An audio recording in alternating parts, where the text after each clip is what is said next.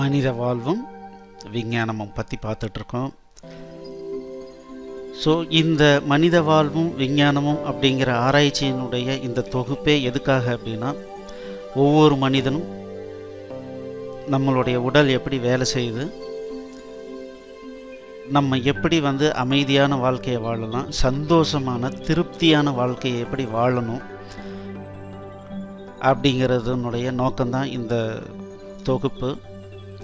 So அதுக்கு முதல்ல நம்ம என்ன தெரிஞ்சுக்கணும் அப்படின்னா, நம்மளுடைய உடலை பற்றிய முழுமையான ஒரு அறிவை நம்ம வளர்த்துக்கணும்.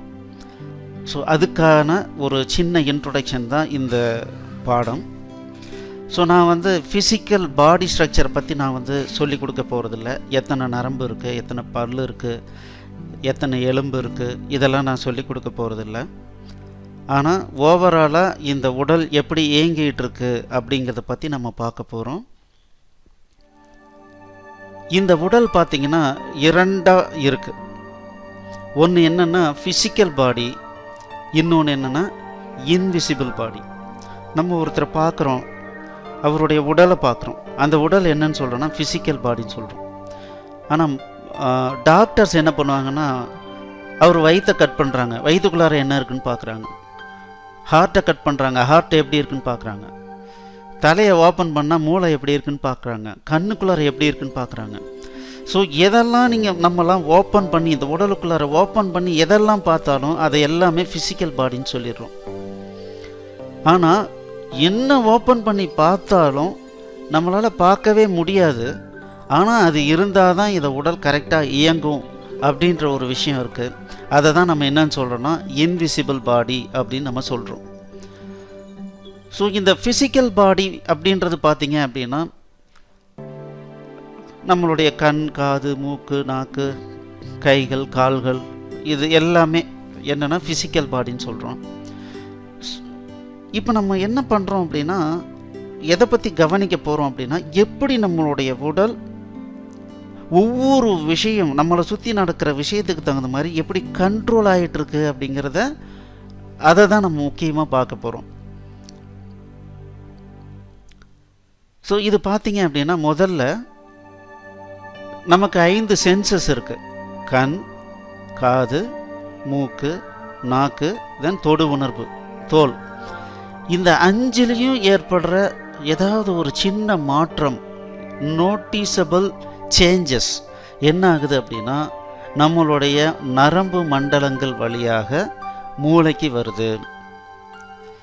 இந்த நரம்பு மண்டலங்கள் வழியாக மூளைக்கு வரும்போது என்ன ஆகுது அப்படின்னா, இந்த மூளை முதல்ல என்ன பண்ணுது அப்படின்னா, அதுக்கு ஒரு வடிவம் கொடுக்குது. இப்போ ஒரு சின்ன எக்ஸாம்பிள் பார்த்தீங்க அப்படின்னா, ஏதோ ஒன்று கடிக்கிற மாதிரி இருக்குது. கடிக்கிற பெயினுடைய அளவை வச்சு, இது ஒரு வேளை எறும்பு கடிச்சிருக்குமா இல்லை கொசு கடிச்சிருக்குமா அப்படிங்கிறத கரெக்டாக நமக்கு ஒரு உணர்தலை கொடுக்குது. ஓகே, இதுவாக தான் இருக்கும் அப்படின்ற ஒரு பிக்சரைசேஷனை கொடுக்கறது என்ன அப்படின்னா இந்த மூளை. ஒரு சத்தம் காது வழியாக வருது. இந்த சத்தம் நம்ம இதுக்கு முன்னால் எங்கே கேட்டிருக்கோம், எந்த இடத்துல இருக்கும்போது கேட்டோம். அப்போது அதுக்கு ஒரு அர்த்தத்தையும் ஒரு வடிவத்தையும் கொடுக்கறது என்னன்னா மூளை. அதோடு அதனுடைய ஃபங்க்ஷனாலிட்டி முடிஞ்சிடுச்சு. பட் நம்ம பார்த்தீங்க அப்படின்னா, எல்லா நேரத்துலையும் காது ஓப்பனாக தானே இருக்குது. நம்ம தூங்கும்போது கூட காது ஓப்பனாக தான் இருக்குது. ஆனால் எவ்வளோ பெரிய சத்தத்தில் படுத்தோம்னாலும் ஒரு கொஞ்ச நேரத்துக்கு அப்புறம் நம்மளை சுற்றி அந்த சத்தம் கேட்டுக்கிட்டே இருந்தால் கூட நமக்கு தெரியாது. இப்போது ட்ரெயினில் போயிட்டுருக்கோம், பார்த்திங்கன்னா அது சத்தம் இருந்தே தான் இருக்கும். அது 24 மணி நேரமும் ட்ரெயின் போயிட்டே இருந்தாலும் சத்தம் வந்துட்டு தானே இருக்கும். ஆனால் ட்ரெயினில் படுத்து தூங்க ஆரம்பித்தோன்னே பார்த்திங்கன்னா நமக்கு எந்த சத்தமுமே கேட்காது. அப்போது எப்படி இதை கண்ட்ரோல் பண்ணுது? இப்போ ஃபிசிக்கல் பாடி மட்டும்தான் நம்ம அனலைஸ் பண்ணிகிட்ருக்கோம். அப்போ ஃபிசிக்கல் பாடி மட்டும் தான் மனித உடல் அப்படின்னா, நமக்கு எப்போவுமே சத்தம் வந்துக்கிட்டே தானே இருக்கணும். ஏன் சத்தம் ஆஃப் ஆகுது? அதை ஆஃப் பண்ணுறதுக்கு ஒரு மெக்கானிசம் இருக்குது. அந்த மெக்கானிசத்துக்கு பேர் தான் தன்மாத்திரைகள். இந்த தன்மாத்திரைகள்ன்றதுலேருந்து தான் என்ன ஆகுதுன்னா இன்விசிபிள் பாடி ஸ்டார்ட் ஆகுது. இந்த தன்மாத்திரைகளுக்கு அடுத்தபடியாக எங்கே சேருதுன்னா மனம் அப்படிங்கிறதுக்கு சேருது. இந்த மனம், மூளை அப்படிங்கிறத நம்ம எப்படி வச்சுக்கலாம்னா, இந்த மனம் அப்படிங்கிறது ஒரு பர்மனண்ட் ஸ்டோரேஜ். வேறஸ் மூளை அப்படிங்கிறது என்னென்னா டெம்பரரி ஸ்டோரேஜ். இதை நான் உங்களுக்கு ஈஸியாக விளக்கணும் அப்படின்னா, நம்ம மோஸ்ட் ஃப்ரீக்வெண்ட்டாக உபயோகப்படுத்திகிட்டு இருக்கிற விஷயங்கள் எல்லாம் மூளையில் இருக்கும். டக்கு டக்கு டக்குன்னு அந்த வேலையை யோசிக்காமையே நம்ம பண்ணிகிட்டு இருப்போம். ஆனால் எங்கேயோ ஒருத்தரை பார்க்குறோம், ஐயோ இவர் எங்கேயோ நான் பார்த்தனே, எங்கேயோ பார்த்துருக்கேன், எங்கே பார்த்துருக்கேன்னு தெரியல அப்படின்னு தொலைவும் போது பார்த்தீங்கன்னா அது மூளையில் இருக்காது. ஏன்னா மூளையில் இருக்கிற செல்கள் பார்த்தீங்கன்னா 48 நாள் தான். அதுக்கப்புறம் என்ன ஆகும் அப்படின்னா அது கழிவாக மாதிரி வெளியே போயிடும். அப்போது பர்மனண்ட் மெமரி அது வந்து டெம்பரரியாக இருந்தது, அது போயிடுச்சு. ஆனால் நம்ம ரொம்ப கூர்ந்து கவனிக்கும் போது என்ன ஆகுனா அது உள்ளர போகுது, இன்விசிபிள் பாடிக்குள்ளார போய் ஸ்டோரேஜிலேருந்து இந்த மனம் மூலமாக எடுத்துகிட்டு வந்து என்ன ஆகுது, மறுபடியும் மூளைக்கு வந்து கொடுத்துருது.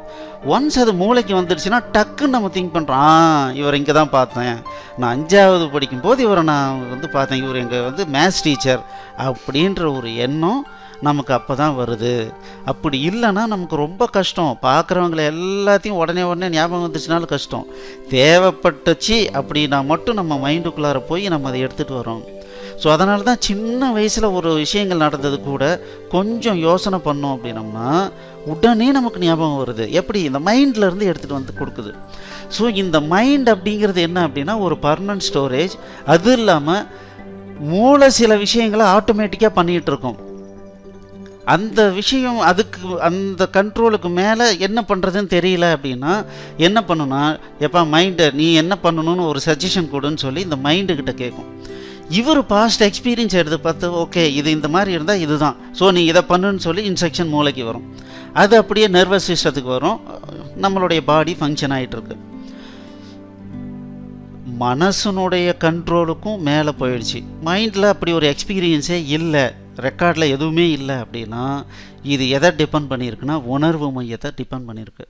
இந்த உணர்வு மையம் அப்படிங்கிறது ஒரு மிகப்பெரிய நாலேஜ் ஸ்டோரேஜ். ஸோ இந்த உணர்வு மையத்துக்கு இன்னும் 3 மாதத்துக்கு அப்புறம் கிளைமேட் எப்படி இருக்குன்றதெல்லாம் சர்வ சாதாரணமாக தெரிஞ்சு வச்சுருக்கோம். ஸோ அது என்ன பண்ணுன்னா இந்த மைண்டுக்கு இன்ஸ்ட்ரக்ஷன் கொடுக்கும், நீ இந்த மாதிரி பண்ணு அப்படின்னு சொல்லி. அப்போது இந்த உணர்வு மையம் இப்போ நம்ம கண்ணை மூடி உட்காந்தோன்னா நான் ஃபீல் பண்ணுறது யாருன்னா நம்ம இந்த உணர்வு மையத்தை தான் ஃபீல் பண்ணுறோம். ஸோ இந்த உணர்வு மையம்ன்றது ரொம்ப ரொம்ப பவர்ஃபுல்லான ஒரு விஷயம். ஸோ இதை பற்றி இன்னும் ஃபர்தராக டீட்டெயில்டாக நம்ம அடுத்த கிளாஸில் பார்க்கலாம். ஸோ இந்த கிளாஸில் உங்களுக்கு தெரிய வேண்டியது என்னென்னா ஃபிசிக்கல் பாடி இருக்குது, இன்விசிபிள் பாடி இருக்குது. ஸோ இந்த இன்விசிபிள் பாடியை எப்படி நீங்கள் கட் பண்ணி பார்த்தீங்கன்னா கூட பார்க்க முடியாது, அதை உணரத்தான் முடியும். அதனால தான் என்ன பண்ணிட்டாங்கன்னா அப்படி ஒன்று இருந்தால் அதை பற்றி சொல்லலாம். பசங்களுக்கு எப்படி வந்து நாங்கள் பார்க்கல ஆனால் உணர்ந்தோன்னு எப்படி சொல்கிறது அப்படின்னு சொல்லிட்டு சப்ஜெக்ட்லேருந்து அதை எடுத்துட்டாங்க. ஆனால் ஆதி காலத்தில் குரு கல்வி முறையில் போகும்போது இதெல்லாம் எல்லாத்தையுமே சொல்லி கொடுத்தாங்க. பட் இப்போ இருக்கிற கல்வி முறையில் இதெல்லாம் எடுத்துட்டாங்க. எதெல்லாம் ஃபிசிக்கலாக பார்க்க முடியுதோ அதை மட்டும்தான் சொல்லி கொடுக்குறாங்க. அதனால் நம்ம எந்த ஒரு முடிவுக்கு வந்துட்டோம்னா நம்ம படிக்கிறது மட்டும்தான் உண்மை, மீதி எல்லாமே பொய் அப்படிங்கிற ஒரு முடிவுக்கு வந்துட்டோம். தயவு செய்து அந்த ஒரு கண்ணோட்டத்தை தூக்கி வெளியே குப்பையில் போட்டுட்டு ஜஸ்ட் உணர்வு பூர்வமாக நம்ம இதை உணர்றதுக்கு உண்டான எல்லா வழிமுறைகளையும் நான் சொல்லி கொடுக்குறேன். ஸோ அதுக்குண்டான ஆரம்ப கட்டம் தான் நீங்கள் 5 நிமிஷம் அமைதியாக நீங்கள் எதுவுமே சிந்திக்க தேவையில்லை, அமைதியாக நீங்கள் உக்காந்திங்கன்னா போதும். நீங்கள் அதை விடாமல் கண்டினியூஸாக பண்ணிகிட்டே இருங்க. ஸோ அடுத்தடுத்த கிளாஸில் இதை பற்றிய முழுமையான நம்மளுடைய உடம்பை பற்றி முழுமையான அறிவு கண்டிப்பாக உங்களுக்குள்ளார வர மாதிரி எல்லாத்தையும் ஆர்கனைஸ் பண்ணியிருக்கேன். அதை உங்களுக்கு சொல்லிக் கொடுக்க போகிறேன். மீன்டைம் நம்மளுடைய tinyurl.com/உணர்வுகள் போட்டிங்கன்னா இந்த மனித வாழ்வும் விஞ்ஞானமும் அப்படின்ற பிளேலிஸ்ட்டு வந்துடும். அதில் சப்ஸ்கிரைப் பண்ணிக்கோங்க. கண்டிப்பாக இந்த டாபிக் உங்களுக்கு பிடிச்சிருக்கும். உங்களுடைய நண்பர்களுக்கு ஷேர் பண்ணுங்கள். குறிப்பாக உங்களுடைய கமெண்ட்ஸை போடுங்க. நன்றி.